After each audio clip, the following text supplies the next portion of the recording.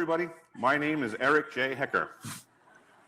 First of all, I would like to thank Dr. Stephen Greer and all the producers of this event for the monumental efforts that they have put forth through the years to get us to where we are today.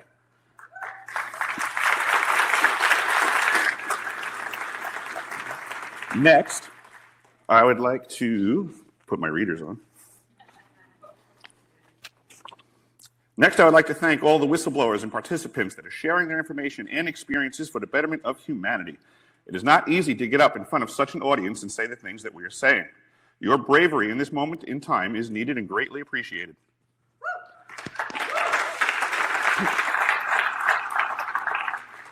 Also, I'd like to thank all the attendees who took the time out of your life to come here and support the disclosure movement.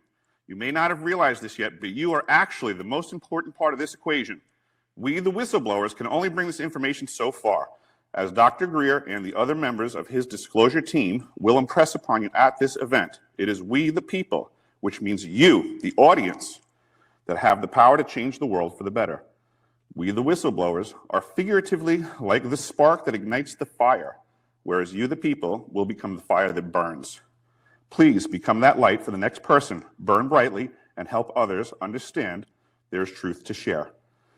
I'm going to do my best to bring you all up to speed, to educate you a bit about what it is like at the South Pole Station, and to provide you all some context for the understanding of the technologies at Pole and what is really going on.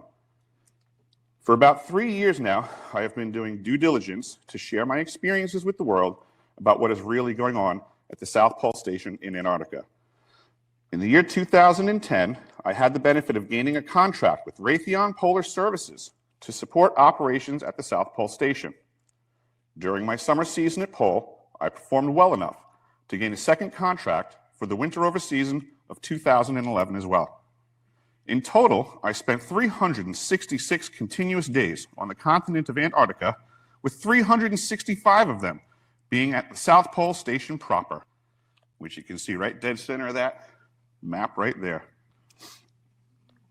I intend to explain to you, the people of the world, what it is that I witnessed, experienced, and eventually figured out was really going on at the South Pole Station. My motives for this are quite simple. Much like Dr. Greer, I have come to realize that things are not always as presented at face value. As many of the whistleblowers here giving their testimony today have experienced themselves, there's much more going on that has been presented to the general population of the planet. Many of the factions on this planet that are battling over the technologies that have been hidden for eons would like you to believe that humanity is not actually prepared for the truth as it is. But I differ from their opinions. I believe that history has shown us that humanity is ever resilient, ever adaptable, and always ready for the truth. I'm here to offer you an angle of observation that most will never have a chance to see for themselves. It has oftentimes been said that discernment comes through experience. I've chosen to speak about my experiences publicly to share the truth that I've come across. Since nobody has seen what I have seen and can speak on such things, I feel obliged to come here today and share what I know. Let me tell you a little bit about myself. I grew up in the state of New York and had a career as a plumbing and heating specialist. It was in this capacity for which I was contracted to work at the South Pole Station.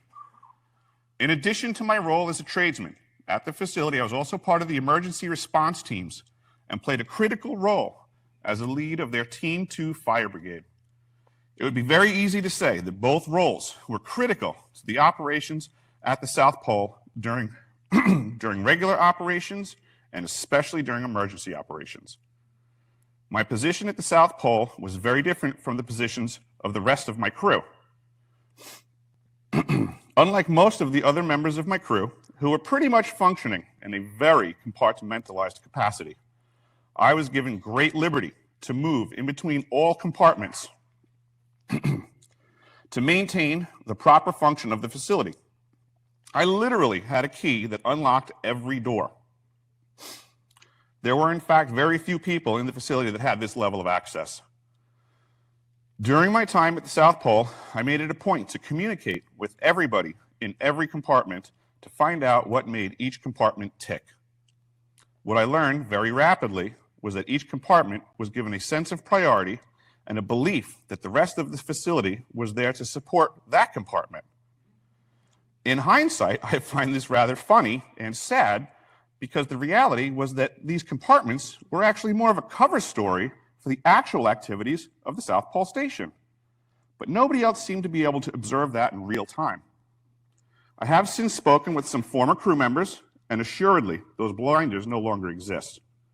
Additionally, since my time at the South Pole, I've made it a point to communicate with the necessary people to find out more information.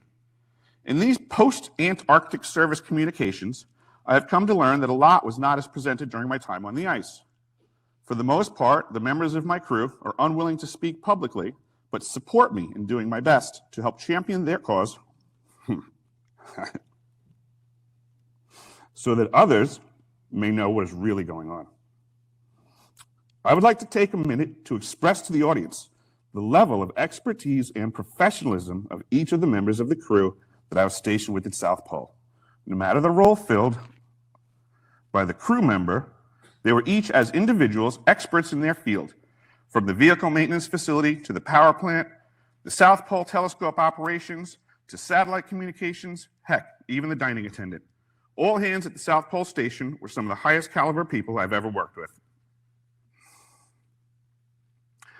At times, members of my crew and I would joke that working at South Pole Station was learning how to deal with the most boring tasking, broken up regularly by moments of sheer terror. We regularly experienced and learned fast that any system failure was an invitation for Mother Nature, in this, the world's harshest of environments, to further encroach and potentially take us all out of the picture, if we did not, in fact, pull together as a team to overcome the calamity that would have followed. And let me tell you, those alarms did sound quite regularly. From medical emergencies, our crew performed the first appendectomy at the South Pole Station. She did it. To power failures, emergency airdrops, and an actual fully employed fire.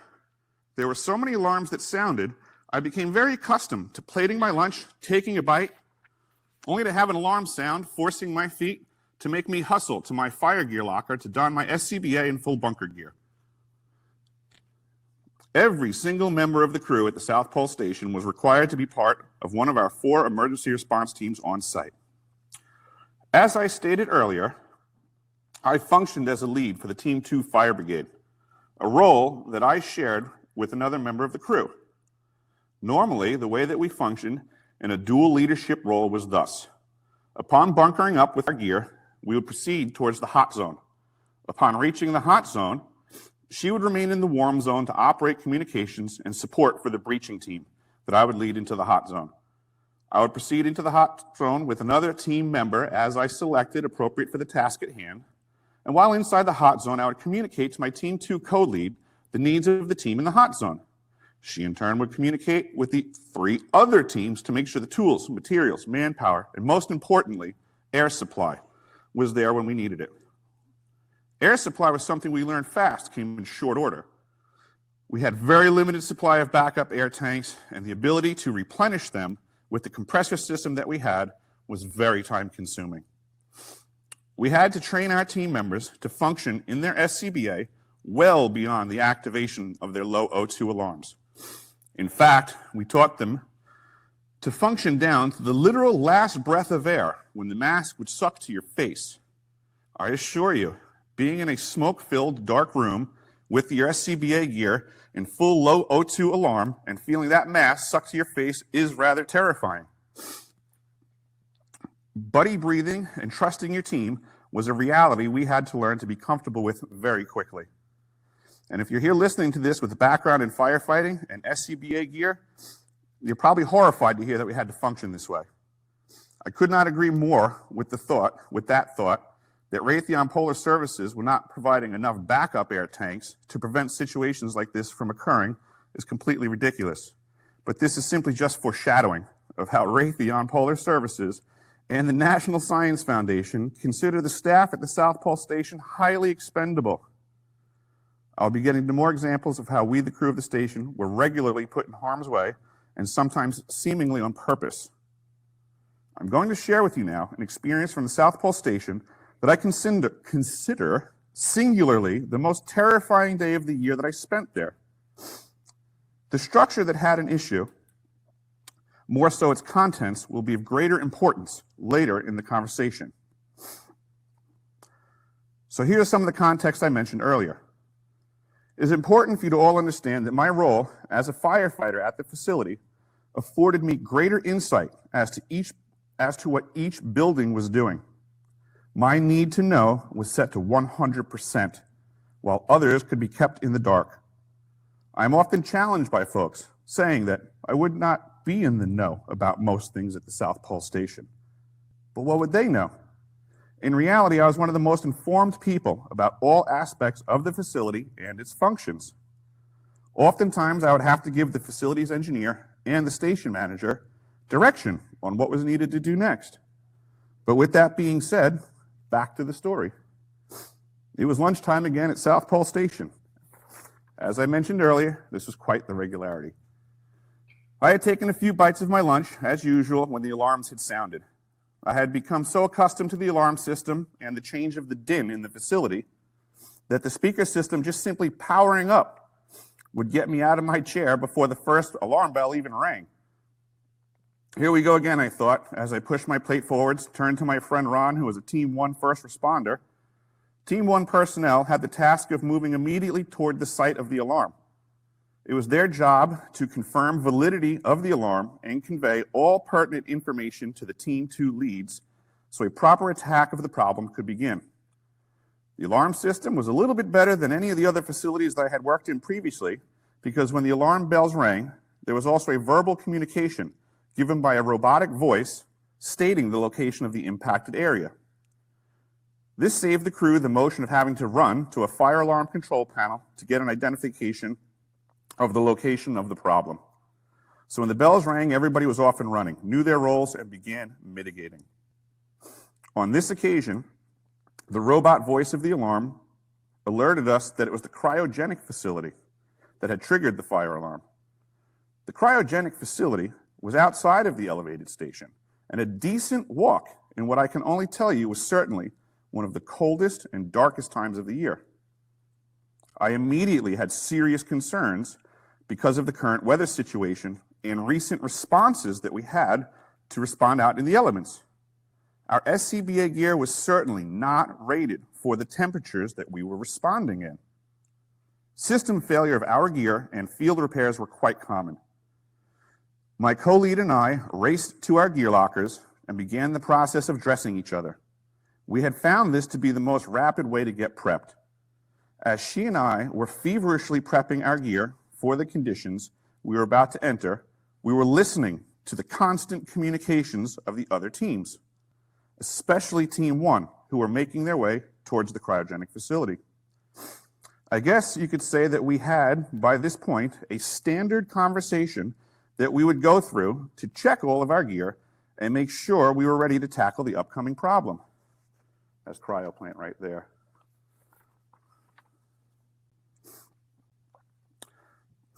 Let me take a minute to bring you up to speed on what you need to know about the cryogenic facility.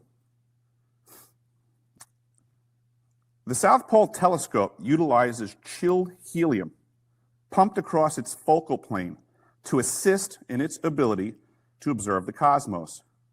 In fact, the temperature of the chilled helium across the focal plane of the South Pole telescope is only 1/4 of a degree above Kelvin, which is about close to absolute zero as you can get in zero molecular motion. In the cryogenic facility, there's close to 500,000 gallons of helium being stored at 4 degrees Kelvin. In regards to my need-to-know basis for this facility, I was informed that this stored volume of helium in an uncontrolled release would expand at a rate of 450 to 1. I was told that it would be like a hydrogen bomb going off. I was also informed that the blast radius of such a release would most likely take out a large portion of the South Pole elevated station, including what would have been our emergency quarters that we would fall back to in case of most other catastrophes. All this information was running through my head as I charged towards the gear locker and was actively gearing up with my co-lead. Now, I must admit that prior to this, there were many fire alarms activated that we responded to, but there was not actually an employed fire. We'd become quite comfortable with getting all dressed up and nowhere to go as the Team 1 responders would show up on scene to find some fried wire that put off a puff of smoke and triggered a very sensitive alarm system. At that point, we would stand down the Team 2 response. But unfortunately for this event, we would not be so lucky. Back at the gear locker, my co-lead and I were going through our usual routine and checklist when the LMR radio crackled on with the panicked activity of the Team 1 responders. Team 1 to Team 2, be advised, there is a fire at the cryogenic facility. My heart stopped. I lost my breath. My colleague and I ceased communicating. Our hands kept moving as we assembled our gear, understanding all too well the problem we were headed to. The radio fired up again. This is Team 1. We're falling back to set up a security perimeter, as was the standard to keep everybody else out of harm's way as the Team 2 attackers moved towards the problem. The rest of the Team 2 fire brigade would be setting up in a warm zone, quite a distance from the actual fire. This was a very unfortunate set of circumstances. In silence, we rapidly finished gearing up. Now, many of you may have already surmised that the environment at the South Pole, in the wintertime especially, is not the environment that you can fight fires with water.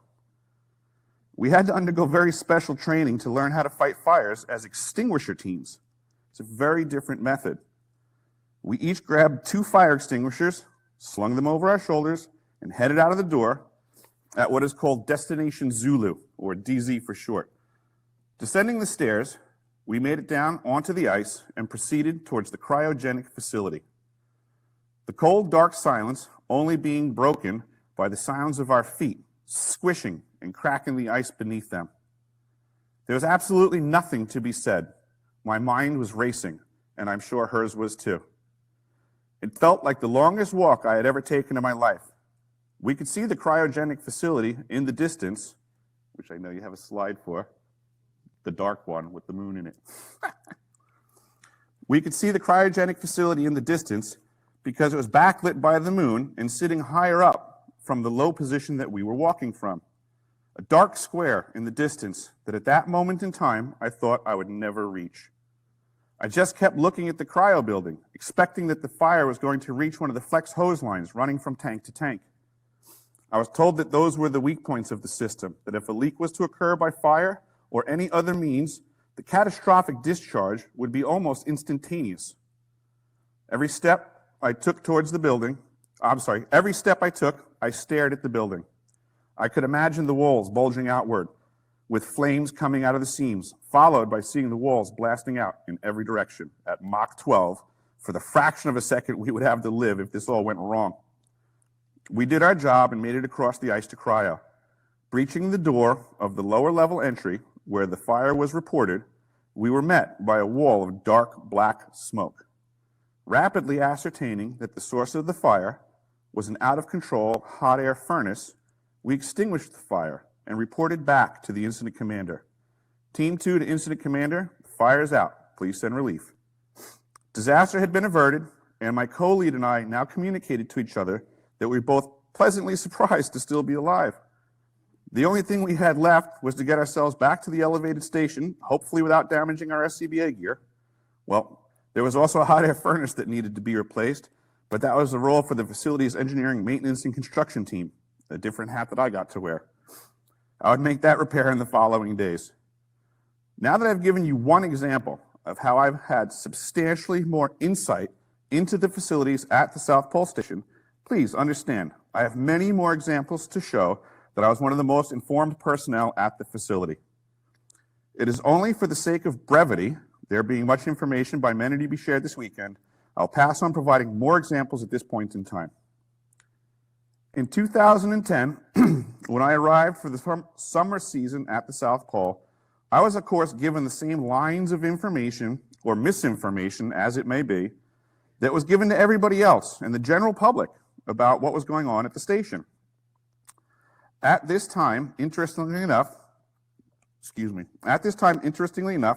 both the elevated station and the ice cube neutrino detector, shown right here, were transitioning from their construction phase to operations and maintenance.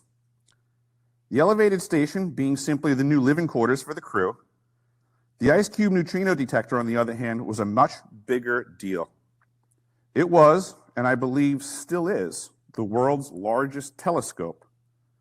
Similar in physical arrangement to the HAARP facility in Gakona, Alaska, but different insofar as the facility in Alaska is on the surface only and provides length and width to its array structure. But the ice cube neutrino detector at the South Pole Station also has depth because it sits atop the ice, which is at 9,300 feet of actual elevation. In this depiction, you can see there's showing the bloom of the domes underneath the ice there. So in addition to length and width on the surface, the extra sentence there, sorry. This is where the term ice cube comes from. The overall dimensions of the array are approximately 1 kilometer by 1 kilometer by 1 kilometer. The presented purpose of the ice cube neutrino detector is to detect neutrinos. Let me explain the process of neutrino detection. The colored dots illustrate the pattern of holes. Actually, that was the other slide, if you have that one, where it was on the surface. The colored dots illustrate the pattern of holes and season in which the holes were drilled in the ice for the placement of the neutrino detectors. Ice cube is comprised of 5,160 digital optical modules suspended along 86 strings embedded in the cubic kilometer of ice beneath the South Pole.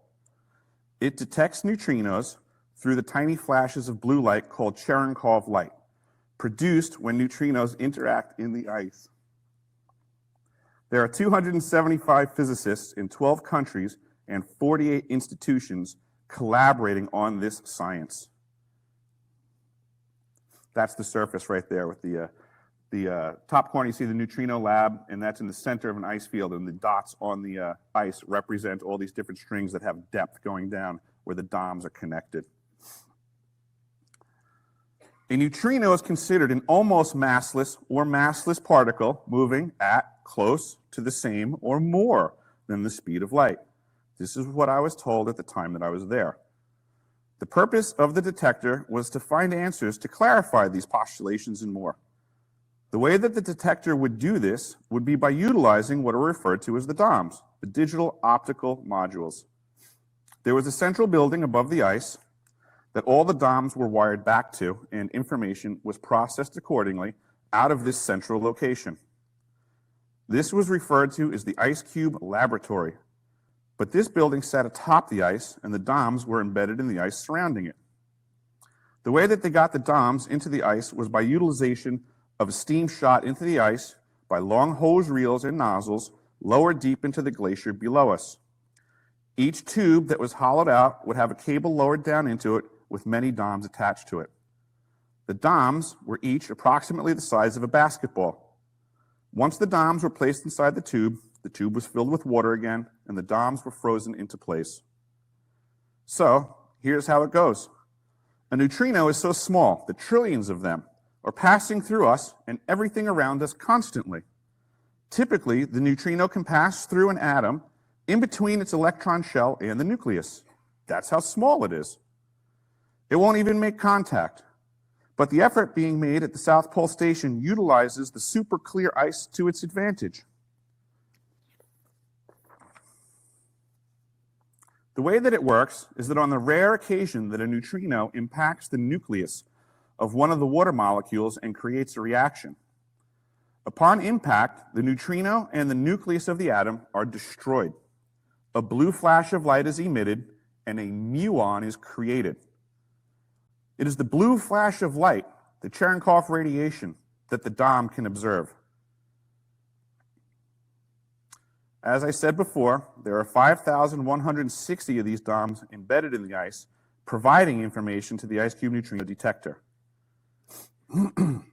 We were told that the detector, upon finding a neutrino and the direction from which it came, would then send this information to many other facilities around the world to then try to observe the area for where the neutrino came from.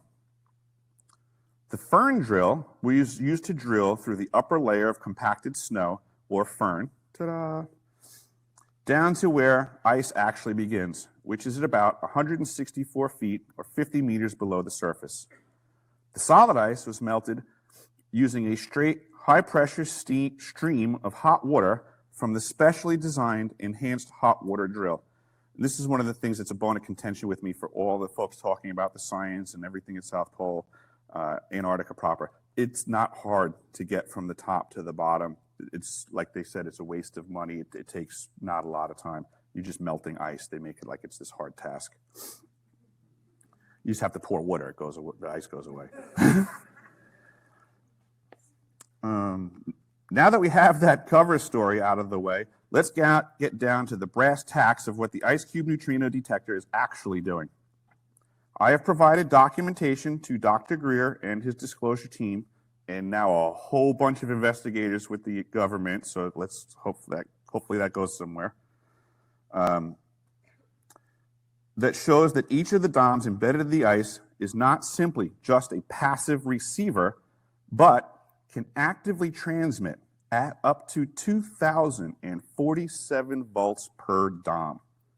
Through my research and communications with both people from the South Pole Station and the outside community, I've come to learn that this makes the facility the world's largest phased array transmitter.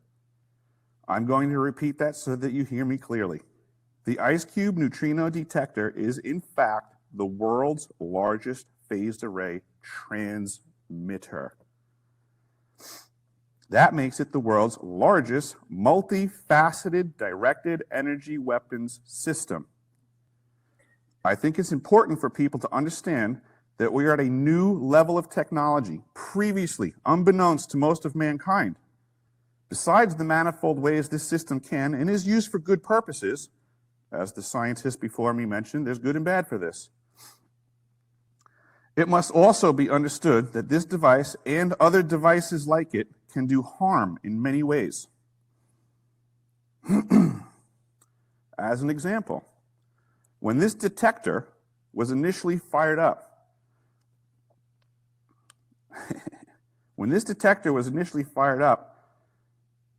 the earthquakes in Christchurch, New Zealand occurred. It was certainly an accident, not intended. Friendly fire, so to say. It took the operators of the system a couple of tries to get it dialed in correctly.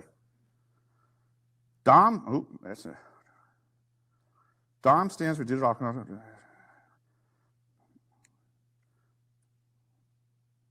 But for the purposes of this conversation, let me explain how the Ice Cube neutrino detector is being utilized in the unacknowledged special access programs.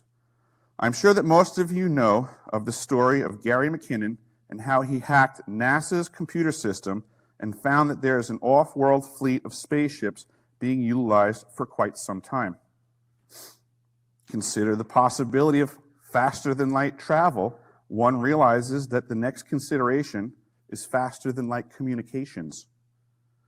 Obviously, if we send ships out into the cosmos, we will certainly need a means to communicate with the crew.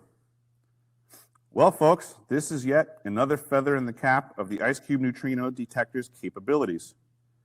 Faster-than-light communications are required for any spacefaring species, and I'm here to let you know that this facility is in fact located at the South Pole Station in Antarctica.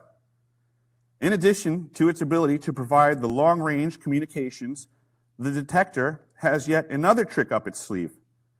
It turns out that highly advanced ships with their exotic propulsion systems, whether from this planet or not, I should say can discharge neutrinos. Since the time of NASA, when the folks were originally trying to figure out the calculations on how to get the lunar module onto the moon, they came to find and understanding their calculations for gravity were off. The scientists at NASA came up with a simple workaround that had to do with entering and exiting from the southern pole. It was their understanding that entering and exiting from the southern pole of the moon, the Earth, or any other planet out there is just simply easier than attempting from any other location. As more and more dots get connected in regards to the true function of the facilities at the South Pole Station, it becomes clearer that we're looking at an air traffic control type of facility for activities both on this planet and off of it, even at exceptionally great distance, which was covered in the previous conversation. An aerial view of the ice cube layout compared to the sub-ice layout, the menu of tasks that can be assigned to the ice cube neutrino detector seem to impact the magnetosphere of the planet when being utilized. It is because of this impact or effect upon the magnetosphere that it is regularly monitored from the South Pole Station. This is accomplished through the extra low frequency system, also known as the ELF. When I arrived at the South Pole Station, myself and the rest of the crew were informed that the ELF system was de-energized, deactivated, dysfunctional, and for all practical purposes was off. Well, while facilitating a standard repair to one of the other systems in the facility, I had to go through the process of de-energizing the system that I was going to be working on for safety's sake. I went through my usual processes of tracing the circuit back to the appropriate subpanel. Following standard operating procedures, I identified the circuit that I was to be shutting down for a lockout and tagout procedure. It was in this process that I noticed one of the other circuit breakers was identified as the power supply for the ELF system. It was in the on position. Having recalled what I was told when I had initially arrived at the facility, I had to stop the job until I can get confirmation of the circuits and the appropriate breaker positions. Something was not right. I radioed for assistance at the subpanel and was met by a colleague who informed me that the ELF system was in fact energized and operational. I must admit, I was kind of shocked to find out that the system was up and running, knowing that it was a massive antenna array also embedded in the ice beneath us. I later learned, through my ability to go from compartment to compartment, that there was a scientist on staff whose responsibility was to gather all of the information from the ELF system and send it back to our headquarters in Colorado every single day. As an interesting side note, that scientist and myself were considered for the position of winter site manager of the South Pole Station for a following season. I will say this for now. There are systemic problems in the United States Antarctic program. So much so that they reached out to me in hopes I would assist in mitigating the problems. My offered resolutions were much less politically correct than those of my scientific colleague. The scientist got the position, not me. Another facility that I need to draw your attention to, which was the big blue building, arrow,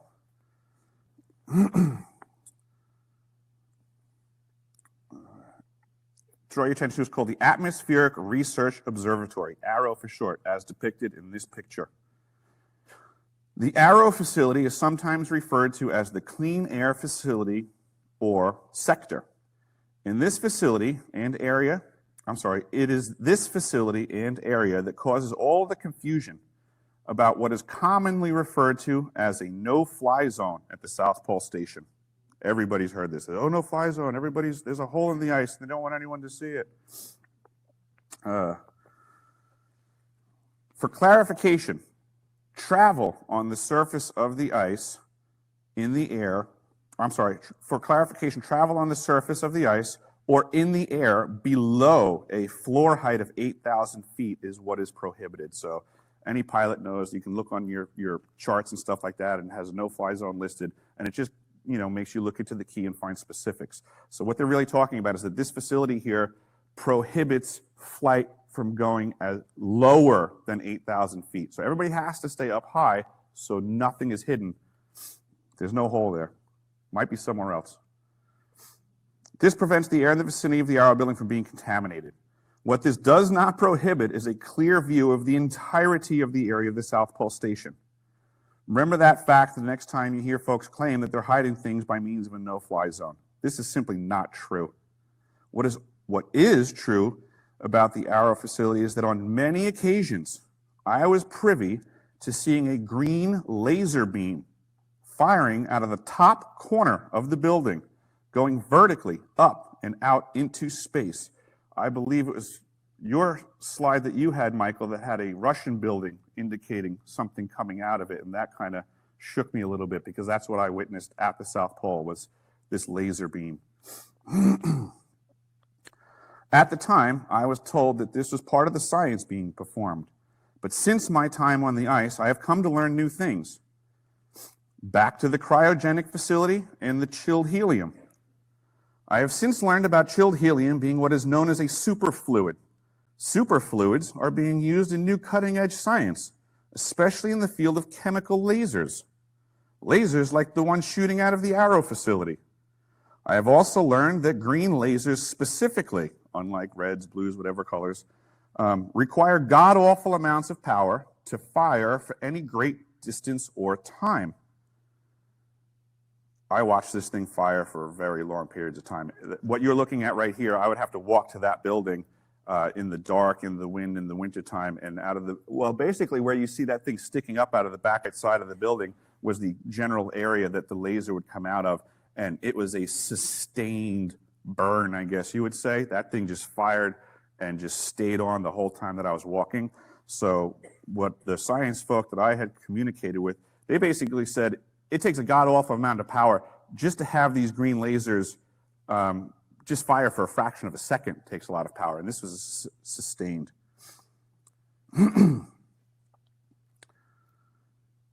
Currently, my research into what may really be going on at the Arrow facility is ongoing, but would appear that it may also be a form of long-range communications and/or a system of defense. We must understand that whether we believe that there is a presence worthy of creating such defense systems or not, the military-industrial complex absolutely loves spending your money on such things. You all may be asking yourselves right now, what is powering all of this high-tech equipment down at the South Pole? That is, of course, an excellent question. Down under the ice, below the elevated station, is a series of ice tunnels. In one of these tunnels is our primary power plant. It consists of two identical large Caterpillar generators and one small generator we call the peaker. During normal operations, one of the large generators provides the power to the facility, with the small peaker ready to fire up if the load increase requires it. There is also what we call the emergency power plant, or the EPP, which is located inside the emergency escape pod I mentioned earlier. Many folks that I have spoken to are of the opinion that this power supply system, as presented, would be insufficient for the load demand of all the aforementioned systems. I can assure you that we never had all of our power production on all at once. During my summer season at the South Pole Station, I was part of a team responsible for an overhaul of the South Pole Telescope, also called SPT. South Pole Telescope, the Ice Cube Neutrino Detector, and a third facility referred to as MAPO were all located out in what was called the dark sector. These three facilities would have been the closest to what was referred to as Old Pole, the original installation of the first winter oversight constructed in 1957. The Arrow facility, also being a distance from the elevated station, was located on what would have been the opposite end of the original Old Pole facility. That would make all four of these facilities practically close enough to Old Pole to connect if there was anything remaining to connect to, like a power supply. While working at the South Pole Telescope, I'm going to pause there for a second before I go. In regards to the power supply, I don't know if I brought this up in here or not. I've been talking to so many people. The U.S. Antarctic Treaty is like all kinds of other legalese.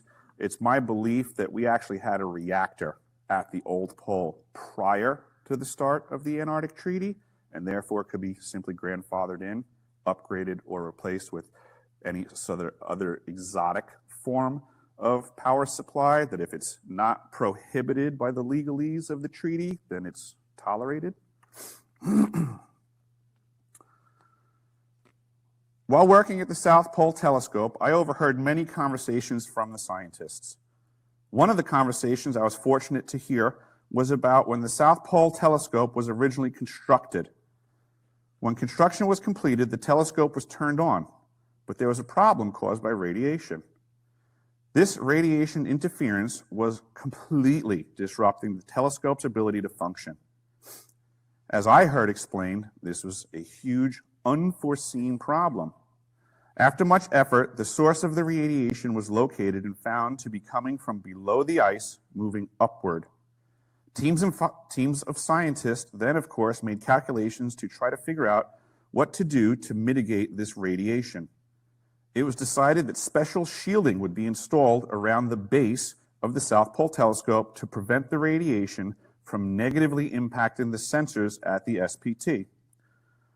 The shielding was ordered and delivered, but at the time that the installation was to occur, a new question arose. What will we tell everybody the shielding is shielding them from?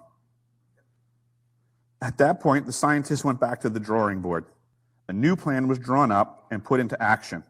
It turns out there was now a way to create a software filter, so to say, that would remove the interference caused by the radiation. So the new plan was adopted, the shielding was put into long-term storage out on the berms, and was still present to the last day that I departed. The facility and the people operating inside of it and about it are to this day still being hit by the radiation that they do not know exists. It is my understanding that the old pole facility, built in 1957, is now under the ice, was somehow able to get itself a nuclear power supply prior to the application of the restrictions to such power supplies by the Antarctic Treaty. Folks should also consider that if there are exotic power supplies available for use that are not expressly forbidden by the Antarctic Treaty, it is game on and to the peril of the local crew. Now, when it comes to actual forbidden zones, the facilities of the old pole are completely off limits to everybody, including the local polies. That is not to say that there have never been any unsanctioned visits inside this supposedly abandoned facility. In fact, there were so many rumors of people breaking the rules through the years and entering the off-limits old pole buildings that in my summer season of 2010, a demolition team was brought in to collapse the facilities into the ice for all eternity. So they said. As the official story goes, a heavy equipment operator was working his machine over the buried facility when his equipment plunged down into the ice. Another vehicle that was part of the rescue also went down into the ice, we were told. Therefore, it was decided that this area, that is way far away from most, if not all, of the South Pole Station's activities, must be demolished in order to keep everybody safe.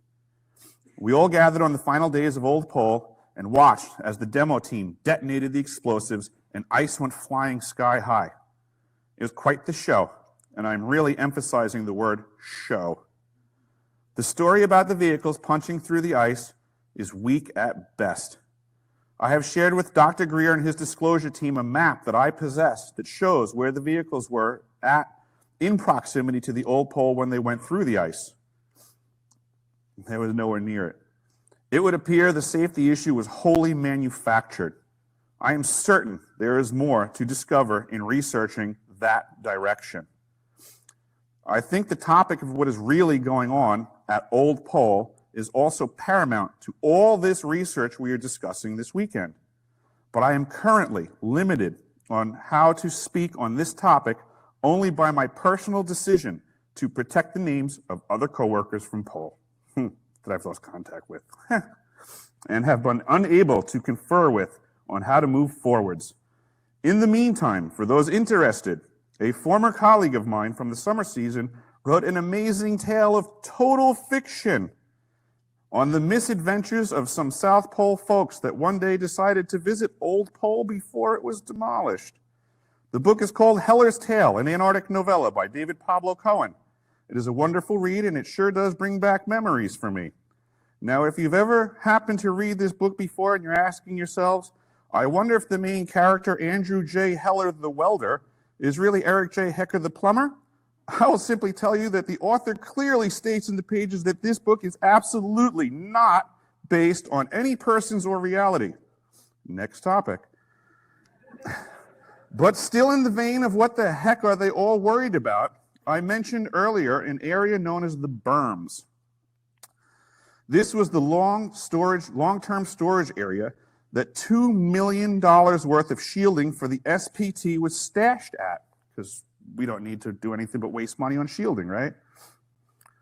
Those berms were simply palletized gear stacked out on the ice. It was during my summer season that the logistics team was tasked with reorganizing and generally getting the berms dialed in better than they'd been attended to for quite some time. There was all kinds of stuff being found out in the berms. On one day, the body of a dead skua bird was found, and boy, did that cause a commotion. There were not supposed to be any birds near us, and the science folks were baffled. But on another day, some large compressed gases tanks, A-tanks, big guys. For those that are familiar with such things, were found out in the berms. These tanks caused an absolute uproar throughout the station. As it turned out, the contents, which I totally cannot recall the name of, were considered to be extremely toxic to all forms of biological life. We were told it was left over from a previous science experiment. We were also told that this stuff was so toxic that even the slightest leak from a tank would wipe us all out and any biological life forms for hundreds of miles. So it was decided these tanks needed to go. But as it turns out, the Air Force refused to transport these toxic tanks. We were told they were so potentially dangerous that even the Air Force had no known safe way to transport them. So out on the berms they stayed. We put black flags around them, which was the universal sign at the South Pole Station for danger. We were all informed to stay away. I rode past them regularly on snow machines when hunting for materials from the berms. It was way creepy. Considering there is no biological life naturally for literally thousands of miles, it always made me think that we were once again being lied to. I think that the United States Antarctic program is afraid of something. I think they could have transported it out but chose not to. I think they have backup plans for backup plans. There appear to be weapons and more at the pole for something that they do not tell us about. I am not saying we need to be afraid. I am just pointing out that they are afraid. And they do invest in alleviating their fears. It appears to me they have a fail-safe plan that would kill any and all biological life on the entire Antarctic continent if they deem that necessary. What they are concerned about, I have yet to discern. But I do know that it would wipe out the entire crew for sure. Now on the topic of the safety of the crew. I am furious with Raytheon Polar Services for how I saw them treat my crew. I would need another whole hour to discuss that topic, but due to the discussion, I must say this.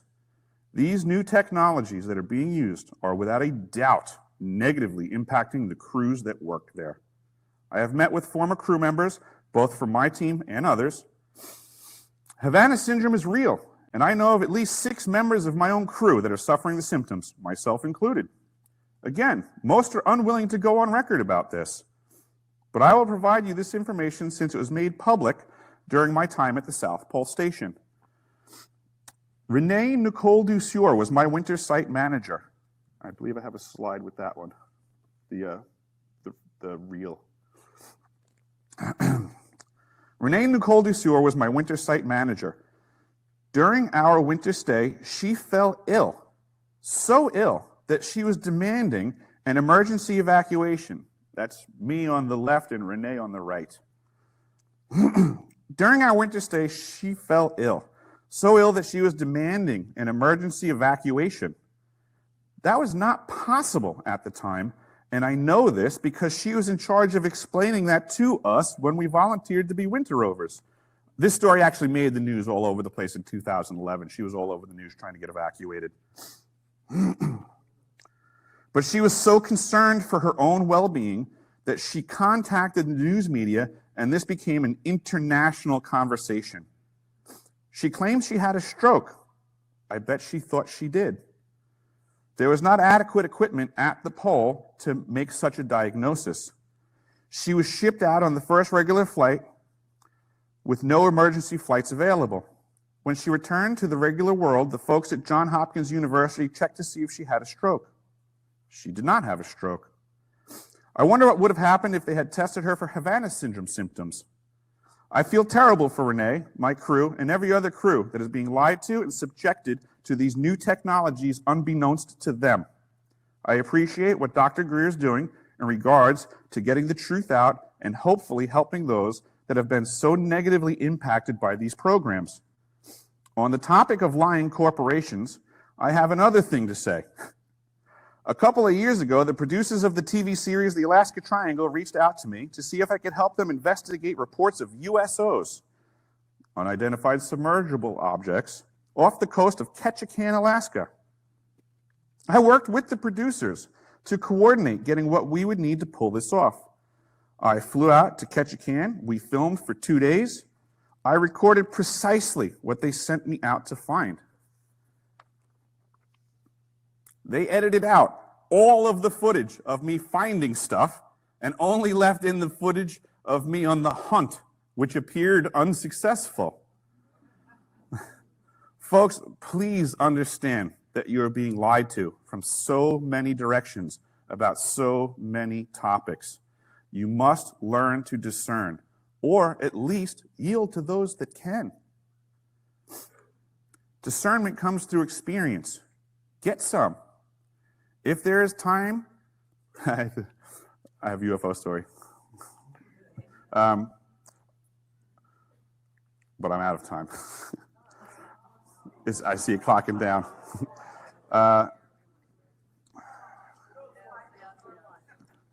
I saw a UFO at the South Pole Station. I was walking from the dark sector back towards the elevated station in the dark of winter. 93 feet of elevation is a clear view to a clear view for God only knows how many miles I was looking at. Clear as day, I saw the biggest fireball I could possibly imagine rip across the entirety of that horizon line like that. Pin straight, it didn't go from up, it didn't go down, it didn't make any other motion other than completely straight, completely fast. The biggest fireball. I can't explain what I saw, but you cannot convince me that it wasn't a controlled flight path. Too fast, too straight. Or it was the biggest meteor that never hit the planet and everyone missed it. But what I would like to say is that I want to thank you to Dr. Greer, his disclosure team. Thank you to his wife, Emily, who I am sure Dr. Greer would agree does a lot behind the scenes for all of us to be more informed. And thank you to my crew from the winter of 2011. That's it.